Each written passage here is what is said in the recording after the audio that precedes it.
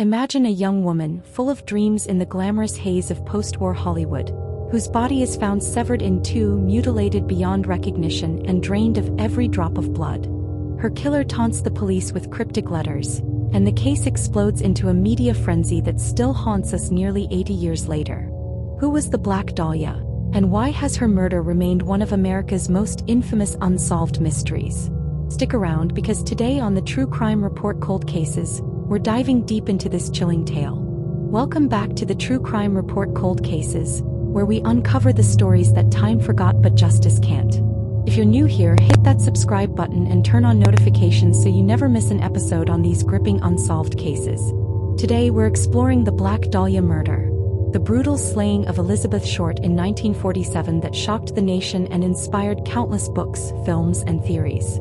By the end of this video, you'll learn about Short's troubled life, the gruesome details of her death, the massive investigation that went nowhere, and the wild suspects who might have gotten away with murder. You'll walk away understanding why this case isn't just a crime, it's a cultural phenomenon that exposed the dark underbelly of Hollywood. But the big question driving this story: who killed Elizabeth Short, and could the truth still be out there? Let's start at the beginning. Elizabeth Short was born on July 29, 1924, in Boston's Hyde Park neighborhood, the third of 5 daughters in a working-class family. Her dad, Cleo Short, was a Navy sailor turned mini-golf course builder, but the 1929 stock market crash wiped him out. In 1930 he vanished, his car abandoned on a bridge, presumed drowned in the Charles River. Elizabeth's mom, Phoebe, had to scrape by as a bookkeeper to raise the girls. Elizabeth herself was no stranger to hardship. Plagued by severe asthma and bronchitis, she had lung surgery at just 15 and was advised to seek warmer climates. She spent winters in Miami with family friends and dropped out of high school in her sophomore year. Life seemed unstable, but in late 1942, everything changed. Phoebe got a letter from Cleo. He wasn't dead after all. He'd faked his suicide and started over in California. At 18, Elizabeth packed her bags and moved to Vallejo to live with him. But father-daughter reunion? Not quite. They clashed constantly, and by January 1943, she was out on her own. What happens next in Elizabeth's wanderlust life? Does California bring her the stardom she craved, or does it lead her straight to danger? Keep watching. The pieces are falling into place. Elizabeth bounced around California like a pinball. She worked at a base exchange near Camp Cook, dated an abusive Army sergeant, then headed to Santa Barbara, where she got arrested for underage drinking at a bar. Sent back east as a juvenile, she rebelled and went to Florida instead. There she met Major Matthew Gordon, a dashing Army Air Force officer training for World War II. They fell in love through letters.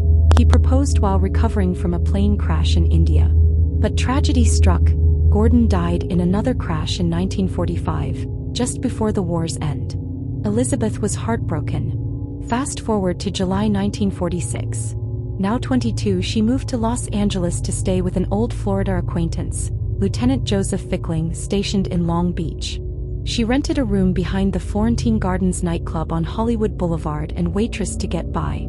Everyone described her as stunning: 5 feet 5 inches, 115 pounds, light blue eyes, dark hair, always in black outfits that earned her a mysterious vibe. She dreamed of acting but had 0 credits or jobs in the industry. Was she really chasing stardom or just surviving? Rumors swirled. Some said she was an adventurous, prowling Hollywood. Others whispered about her romantic entanglements. But on January 9, 1947, everything goes dark. Elizabeth hitches a ride back from San Diego with Robert Red Manley, a married salesman. He drops her at the Biltmore Hotel in downtown LA, where she's supposedly meeting a sister from Boston. She's seen making a phone call, and then poof, gone. For 6 fateful days, Elizabeth Short vanishes. What happened in that missing week? The answer will shock you. January 15, 1947. A mother walking her kids through a vacant lot in Limerick Park, an up-and-coming LA neighborhood, stumbles on a nightmare. Elizabeth Short's naked body, severed clean at the waist, posed like a macabre doll, hands over her head, legs spread, elbows bent at right angles. Her skin, ghostly white, drained of blood. Her face, slashed from mouth to ears in a Glasgow smile. Chunks of flesh carved from her thighs and breasts. intestines tucked neatly under her buttocks. The killer had washed her body, posed it, and left it like discarded trash. This is the shocking heart of the Black Dahlia story. The moment that rewards you for sticking with me. Autopsy time. Performed by Coroner Frederick Newbar on January 16th. Elizabeth was 5 feet 5 inches, 115 pounds, with badly decayed teeth and light blue eyes. Cuts everywhere, ligature marks on wrists, ankles, neck. Her body bisected via hemicorporectomy, a surgical technique from the 1930s, slicing through the lumbar spine. No bruising at the cut line. Done post-mortem. Cause of death: hemorrhaging from facial slashes and shock from head blows. And get this, her anal canal dilated, hinting at possible rape, but no sperm found. She wasn't pregnant, contrary to rumors. Time of death? Around 10 hours before discovery, late January 14th or early 15. Near the scene, tire tracks, a heel print, a bloody cement sack. But the killer was meticulous. How does a crime this savage stay unsolved? The investigation's chaos is next.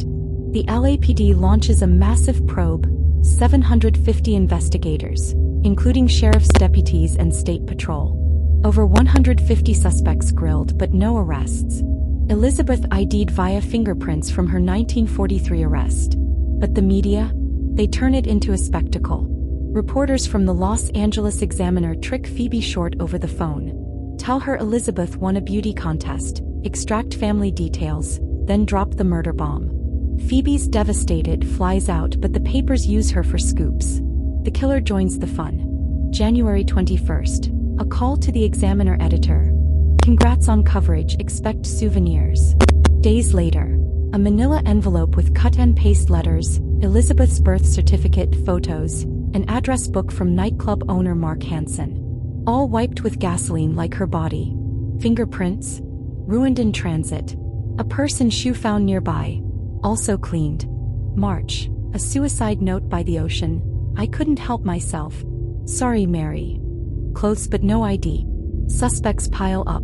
Hansen cleared despite Elizabeth rejecting his advances. Red Manley polygraph passed. Doctors, surgeons, due to the precise cuts. Even USC med students checked. Letters keep coming.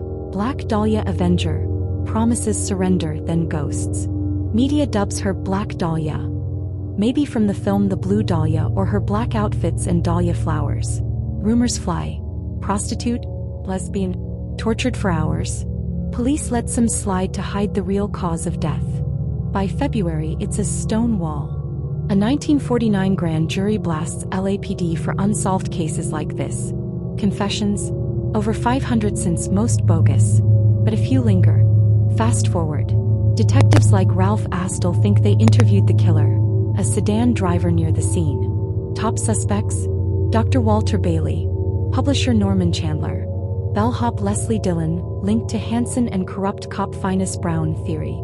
Elizabeth knew too much about hotel robberies, killed at the blood-soaked Astor Motel. George Hodel, surgeon and suspect in other deaths, his son LAPD detective Steve Hodel, accuses him based on wiretaps. Supposin I did kill the Black Dahlia. Hodel fled to the Philippines. Others. Woody Guthrie, Bugsy Siegel, Orson Welles, even Jack Anderson Wilson, tied to Cleveland's torso murders. Speaking of links, similarities to Cleveland's 1930s decapitations, same mutilations. Or Chicago's 1946 lipstick murders, handwriting matches, street name coincidences. LA's lone woman murders from 1943 to 1949. Over a dozen mutilated women, Ora Murray strangled, Georgette Bauerdorf drowned in her tub, Jean French with BD, Black Dahlia, scrawled on her. Evelyn Winters bludgeoned, Laura Trelstad thrown from a car. Were they all one killer? LAPD suspected a serial predator but no proof. Rumors? Elizabeth tortured with cigarettes, ate feces, had infantile genitalia. All debunked by autopsy and files. Elizabeth Short was buried in Oakland's Mountain View Cemetery, her mother living nearby until the 1970s. Her murder sparked California's first sex offender registry and became a cornerstone of true crime lore, books like James Ellroy's The Black Dahlia films, even American Horror Story episodes. But nearly 8 decades later, It's still unsolved, a testament to a killer who outsmarted everyone. What do you think happened? Was it Hodel, Dillon, or someone we haven't named? Drop your theories in the comments below. If this case gripped you, like this video, subscribe for more cold cases, and share with a fellow true crime fan. Thanks for watching the True Crime Report Cold Cases. Stay curious, stay safe. See you next time.